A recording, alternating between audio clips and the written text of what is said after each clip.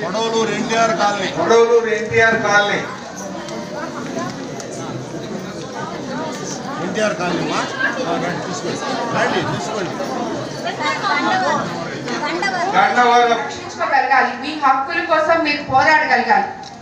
ఒక చిన్న పాప ఇందుగురుపేటలో నిన్న వాళ్ళ తల్లిదండ్రులు లేరు, ఆ అమ్మాయిని వదిలేసి వెళ్ళిపోయారు.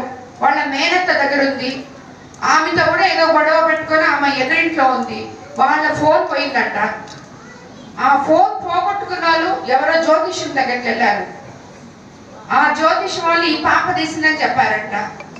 ఆ పాపని ఇంటికి వచ్చి ఫస్ట్ వాళ్ళ మేనత్తే భయపెట్టి కొంచెం ఇచ్చేసింది. దాని తర్వాత ఆ ఫోన్ పోయిన వాళ్ళు నిర్దాక్షిణ్యంగా చేతులు కాళ్ళు కట్టేసి కాల్చి ఆ పాపకి మొత్తం బాధలు పెట్టి మొహం మీద కాల్చిన పేపర్ వేసి, ఇంత ఆ పిల్ల వయసు 10 సంవత్సరాలు, ఎంతో భయంకరంగా ఉంది. అది తెలిసి వెంటనే మేము అక్కడ లోకల్ నాయకులు తీసుకుపోయి హాస్పిటల్లో చేర్చారు, ట్రీట్మెంట్ చేపిస్తున్నాం, అదన్నీ వేరే. కానీ అంత దూరం అనేది రాకూడదు. ఒకవేళ ఆ పిల్లకి అలా జరుగుతుంటే పక్కనున్న మనమన్నా ఆ అమ్మాయిని విడిపించగలిగే శక్తి ప్రతి ఒక్కరిలో ఉండాలి. కాబట్టి ప్రతి ఒక్కరు కూడా మీకు అవకాశం ఉన్నంత వరకు చదువుకోవాలని చెప్పి మిమ్మల్ని అందరినీ నేను కోరుకుంటున్నాను. వయసు పైబడినా కూడా పర్వాలేదు, మీకు 50 ఉన్నా 60 ఉన్నా కనీసం కొంచెం చదువుకొని మాట్లాడగలిగే ఇది మిమ్మల్ని మీరు కాపాడగలిగే శక్తి ఉండాలి. మీకేం వస్తున్నాయో ప్రభుత్వాలు మీకు అండగా నిలబడుతున్నాయి. ముఖ్యంగా మన ఉమ్మడి ప్రభుత్వం ఎన్డీఏ ప్రభుత్వం, మన ముఖ్యమంత్రి చంద్రబాబు నాయుడు గారు మీకు అందరికీ అండగా ఉన్నారు. కాబట్టి మీరు అందరూ కూడా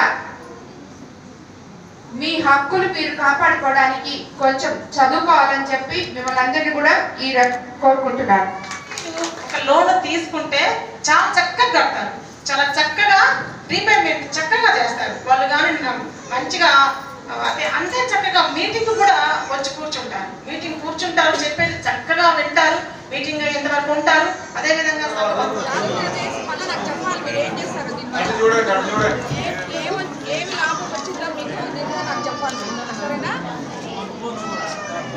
పట్టుకోండి, ముందుకు రండి.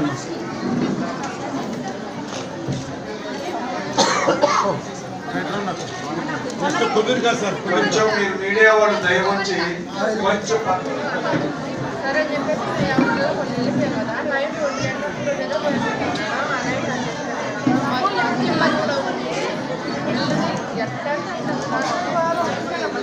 వాళ్ళ అమ్మ దగ్గరికి వెళ్ళారు.